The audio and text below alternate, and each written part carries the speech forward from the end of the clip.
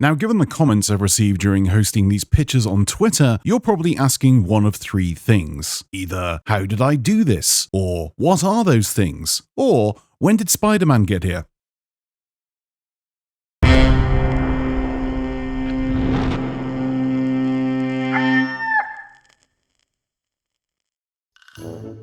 Hey, you beautiful Buccaneers, Falcore here. So Season 11 brought with it a much faster way to get your hands on some high-grade loot, and also brought with it a fast-track way to start off your session with a world event, now known as a raid voyage. The only downside to doing these raid voyages is, no matter which faction you choose to raid for, the loot is less than desirable. Although it's all tailored to your faction and sells for a good price, that high-tier stuff, for example, that is only available via raid voyages, I don't know, it just kind of removes that sparkly loot haul feeling you get from the challenge. But what if you could stack those high-tier raid voyage items and line your ship with them for a sparkly payout? Well, you can, but I bet you're wondering how I did it. Now, a few people have commented that I must have buried them on an island and then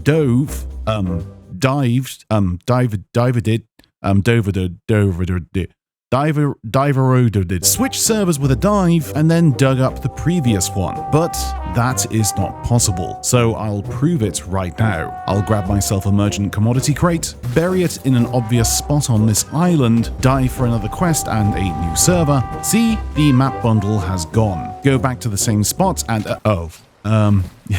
yeah, that needs fixing. However, one problem with this method, if you lose your map bundle, it gets put on a 30-minute timer before everything despawns, regardless of what server you're on. So how did I do it?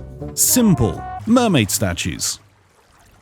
No, the other mermaid statues. These ones. These shrine and treasury statues allow you to store pretty much anything in them, apart from 4 items. Athena chests, chests of fortune, Reaper's chests, and Season 10 content. Plus, they're interdimensional, so whatever you store in a mermaid will be waiting for you on a new server, whether you dive or portal hop or get merged organically. Plus, they will stay safe within the mermaid for the duration of your play session. So although it's not the best way to make money and reputation in Sea of Thieves right now, it's certainly a nice way to store high-tier loot and keep it safe before hand-in after a long grind. So that's exactly what we decided to do one stream.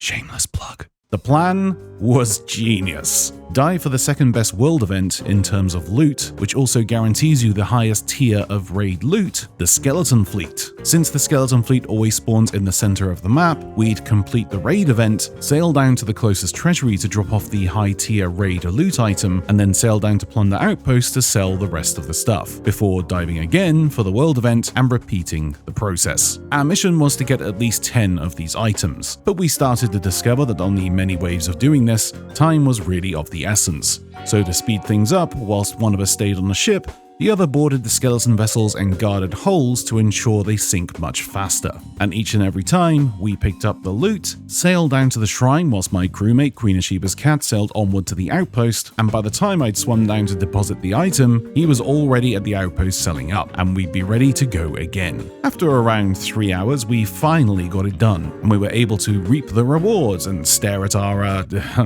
balls. Now, if you're wondering what the reputation was for all of this, I went from level 95 Order of Souls to level Distinction 1, 17, which isn't bad for a 3-hour play session. Also made around 850,000 gold, which could be better for a 3-hour play session, but still not bad at all. But these interdimensional mermaids, which I shall now dub Dimermanol statues, can be utilized in unique ways now. Thanks to the new diving mechanics, you could, for example, dive for a treasury, scuttle your ship so no one knows you're there, put all of the loot in the mermaid, dive for another one, repeat the process until all merms are filled to the top, dive for a new server, put on an emissary flag, and then sail over and pick up all of your loot. Once you have it all, you'll likely be grade 5, and you'll be able to reap the rewards once you sell. Honestly, a carefree and chilled out way of playing the game. Again, not the most lucrative way to make cash or reputation in Sea of Thieves, but certainly the safest. I will say, however, I do think it's all a little cheesy and perhaps needs to be fixed, but you know, until then,